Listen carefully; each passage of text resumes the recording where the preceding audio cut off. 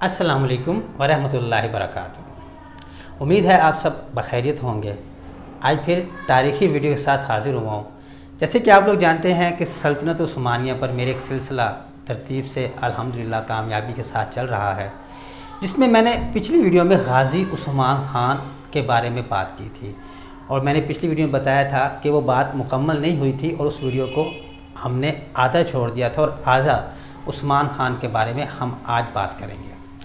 हम आज देखेंगे कि उस्मान ख़ान एक कैसा हाकिम था और उसके बारे में, उसके इर्द गिर्द के बारे में या उसकी अपनी मालूमात के बारे में हम आज बात करेंगे।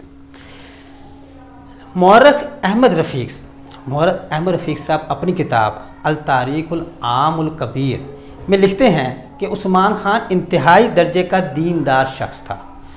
वो जानता था कि इस्लाम की नशर व अशाअत एक मुक़द्दस फ़रीज़ा है। वो नहायत संजीदा और वसी सियासी फ़िक्र व नज़र का मालिक था। इसने सल्तनत की बुनियाद इक़्तिदार की हवस पर नहीं बल्कि इस्लाम की अशाअत पर की। ये अल्फाज थे मौरख़ अहमद रफ़ीक़ साहब के और इसमें कोई शक व शुबा भी नहीं। हकीकत है कि वाकई उस्मान ख़ान का अपनी वो सल्तनत का हाकिम बनना और उसके बाद जिस तरह उसने हुकूमत की उसमें हवस नहीं थी। इसका भी आगे आपको अंदाज़ा भी हो जाएगा। तमाम तारीख़ी किताबों से मुतफ़क्क़ा तौर पर, बेशक वो तारीख़ी किताबें अंग्रेज़ों की लिखी हों, बेशक वो तुर्कों की हों और जब बेशक वो अरबों की या किसी और कौम की लिखी हुई हों, इस सल्तनत उस्मानिया पर इस बात पर तमाम मुत्तफ़िक़ मिलते हैं कि उस्मान ख़ान की रियाया उससे बहुत खुश थी। उसकी दौरे हुकूमत में खुशहाली ही के गुण हर कोई गाता है। ये हकीकत है। उस्मान ख़ान के अरसा हुकूमत में तकरीबन 1600 किलोमीटर का जो इलाका उसने फ़तह किया, उस पर हुकूमत की। इस दौरान 2 शहर फ़तह हुए, एक अजनीक और एक बरोसा के बारे में पिछली बार बता चुका हूँ कि उसका मुहासरा काफ़ी अर्सा चलता रहा और मुहासरा तब कामयाब हुआ जब उस्मान ख़ान बिस्तर मर्ग पे था। बहरहाल अब इतना अरसा हुकूमत करने के बाद जब उस्मान ख़ान, गाज़ी उस्मान ख़ान रहमतुल्लाह अलैह की वफ़ात होती है, तो उस वक्त उसकी वफ़ात के बाद उससे घर से उसका क्या सामान मिलता है? उसके घर से कफ्तान, सूती अमामा, लकड़ी का एक चमचा, नमकदान, खालस अरबी घोड़े, भेड़ें, अलम और असलहा के अलावा कुछ भी नहीं मिलता। और इस से ये बात साबित होती है कि वो उसने अपनी हुकूमत कोई हवस की खातिर नहीं की थी बल्कि उसका मकसद इस्लाम की अशाअत ही थी।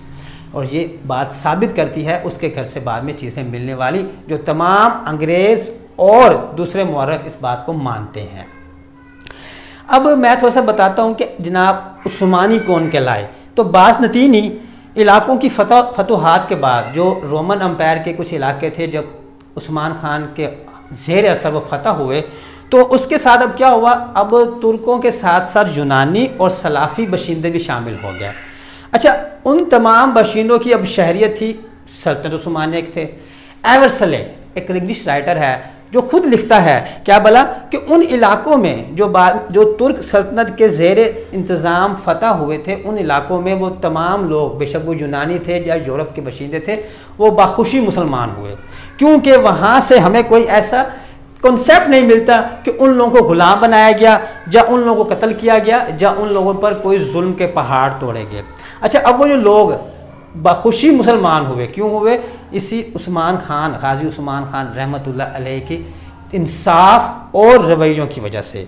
और इस वजह से फातह और मफ्तू में मरासम बढ़े, आपस में शादियाँ हुई और आपस में शादियाँ होने के बाद एक नई नस्ल तैयार हुई और उस नई नस्ल को नाम दिया गया उस्मानी, यानी कि वो उस्मानी कहलाते थे। अगरचे ग़ियासुद्दीन के मकतूल होने के बाद उस्मान ख़ान अब ख़ुद मुख्तार रियासत का एक सरदार था, लेकिन उसने अपने लिए सुल्तान का लक़ब नहीं, अमीर का लक़ब इख्तियार किया और उसने अपना परचम वही रखा जो कि पहले कोनिया रियासत का था, मतलब जो रेड कलर में हलाल के शक्ल में मिलता है हमें। और इसी तरह और वही परचम सुल्तनत उस्मानिया के एंड तक वही रहा, जिसका मैं पहले भी तज़किरा आप लोगों से कर चुका हूँ। अब उस्मान ख़ान जिस सल्तनत का इंतज़ाम रखा, जो सल्तनत उसने बनाई, वही सल्तनत बाद में सल्तनत उस्मानिया के नाम से मशहूर हुई, जो कि मुसलमानों की सबसे तवील सल्तनत है, जो काफ़ी सदियों तक चलती रही, जिसका हम आगे इंशाल्लाह तज़किरा आपको पता लगता रहेगा, वक्तन फ़वक्तन आपको इसकी मालूमात मिलती रहेंगी।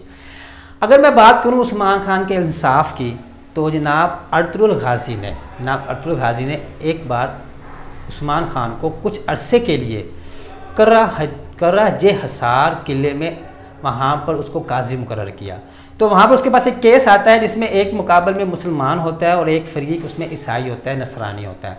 तो उस्मान खान ने इंसाफ को देखते हुए मुसलमान के मुकाबिल उस नसरानी के हक़ में फ़ैसला दिया, जिसकी वजह से इस इंसाफ को देखते हुए वहाँ पर कई नसरानी इस बात से मुतासिर होकर बाकायदा इस्लाम ले आए।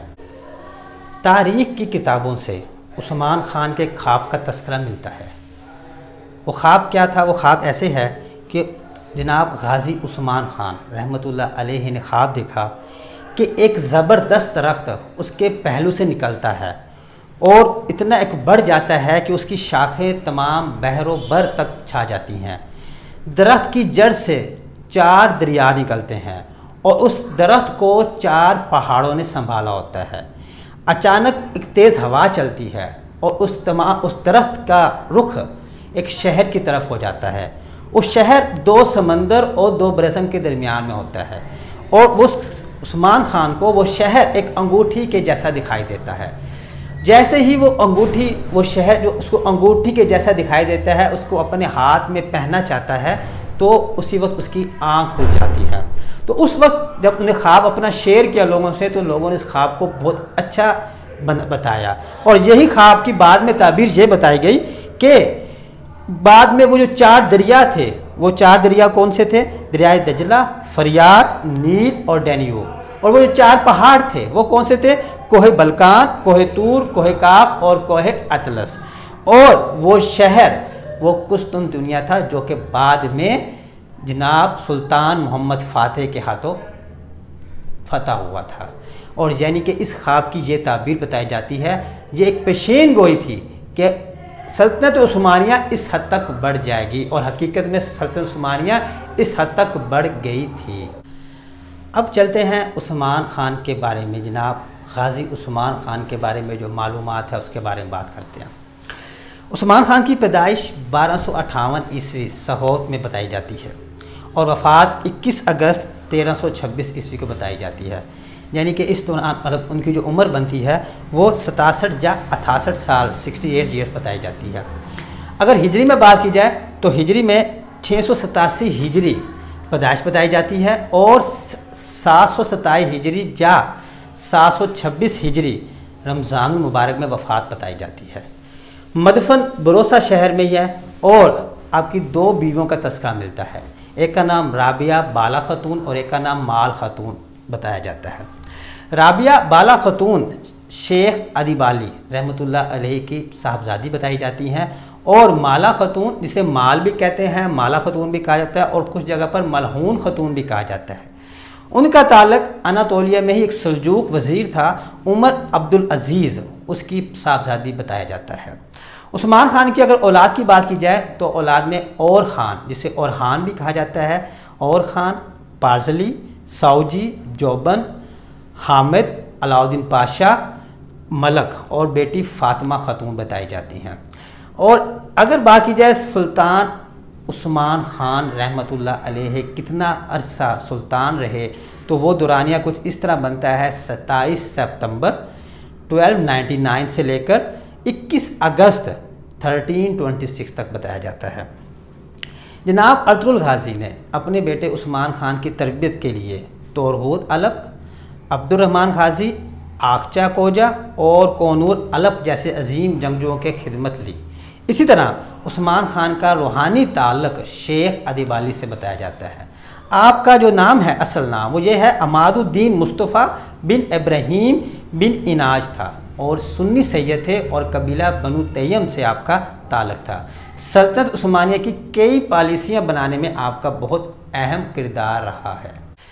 अक्सर तारीख़ी किताबों में जनाब शेख अदिबाली रहमतुल्लाह अलैहि के एक नसीहत मिलती है जो कि उन्होंने उस्मान खान को सुल्तान बनने के बाद की। वो नसीहत कुछ ऐसे है कि ए मेरे फ़र्जंद, अब तुम बादशाह हो, अब से गुस्सा हमारे लिए और सब्र तुम्हारे लिए, परेशानी हमारे लिए, इत्मीनान तुम्हारे लिए। हमारा काम इल्ज़ाम लगाना और तुम्हारा काम बर्दाश्त करना। हमारे लिए बेसरोसामानी और ख़ताएँ तुम्हारे लिए बर्दाश्त, झगड़ा हमारे लिए इंसाफ तुम्हारे लिए, हमारे लिए हद, बहतान और अफवाहें और तुम्हारे लिए दरगुजर। ऐ मेरे बेटे, अब से तकसीम होना हमारे लिए और मुत्तहिद करना तुम्हारा काम, काहली हमारे लिए, तनबीह और हिम्मत बढ़ाना तुम्हारा काम। ऐ मेरे बेटे, सब्र करो, फूल अपनी कुदरत से कब नहीं खुलता। मत भूलना, रियाया तरक्की करेगी तो रियासत फैले फूलेगी। ऐ मेरे बेटे, तुम्हारा बोझ भारी है, तुम्हारा काम मुश्किल है, खुदा तुम्हारा हामी और नासिर हो। बेशक इसमें कोई शक नहीं कि जनाब उस्मान ख़ान वो जवान मर्द और फैसला करने वाले इंसान थे कि जिनकी बहादुरी और शुजाअत से सल्तनत उस्मानिया की एक बहुत मजबूत बुनियाद रखी गई। इसलिए जब सल्तनत उस्मानिया में जब भी कोई नया सुल्तान बनता तो उसकी कमर पर हमेशा जनाब गाजी उस्मान ख़ान की तलवार बांधी जाती और साथ दुआ की जाती कि इसमें भी उस्मान ख़ान जैसी खूबियाँ पैदा हों। इसी तरह उस्मान ख़ान की कुछ वसीयतें जो उन्हें अपने बेटे और ख़ान को जब उसको मुंतखब किया उसको की मुख्तलिफ़ किताबों में मिलती हैं, जिनमें से कुछ मैं आप लोगों के आगे पेश करता हूँ। जैसे कि एक किताब है अल तारीख़ुल सियासी उल दौला आलिया उस्मानिया। उसमें एक रिवायत है कि उस्मान ख़ान ने अपने बेटे और ख़ान को कुछ ऐसे वसीयत की, ऐ बेटे, इस्लाम की अशात, लोगों की इस दीन की तरफ रहनुमाई और मुसलमानों की इज़्ज़त और आबरू और मालो दौलत की हिफाजत तुम्हारे ज़िम्मे कर्ज़ है। अल्लाह ताला के हजूर तुम्हें इसके लिए जवाबदेह होना होगा। इसी तरह किताब मासा उस्मान में एक वसीयत ऐसे भी मिलती है कि ऐ बेटे, मैं अपने रब की बारगाह में जा रहा हूँ, मुझे आप पर फ़ख्र है, आप रियाया के साथ अदल करेंगे और राह खुदा में दीन इस्लाम की अशात के लिए जहाद करेंगे। ऐ बेटे, वसीयत करता हूँ हमेशा उलमाए उम्मत का ख्याल करना, ऐसा काम ना करना जिसमें अल्लाह की रज़ा ना हो। अगर कोई मुश्किल पेश आए तो उलमाए शरीयत से पूछना। ये था जनाब उस्मान ख़ान के बारे में जो 2 वीडियोस में हमारे पास काम मुकम्मल हुआ। इंशाल्लाह अगली वीडियो में हम उस्मान ख़ान के अगले जानशीन और ख़ान, जिसे और ख़ान भी कहा जाता है, उनके बारे में बात करेंगे। अगर ये मेरा वीडियो और सिलसिला अच्छा लग रहा है तो चैनल को सब्सक्राइब लाजमी कर दीजिएगा और बेल आइकन प्रेस करने का मकसद ये है कि मेरी ये वीडियोस आपको वक्तन फ़वक्तन मिलती रहेंगी। अल्लाह हम सब का हामी और नासिर हो। अल्लाह हम सब को शैतानी हरबों से महफूज फरमाए और हमारी ज़िंदगियों को कामयाबियों से सरफराज करे। आमीन सुम आमीन। अल्लाह हाफिज़।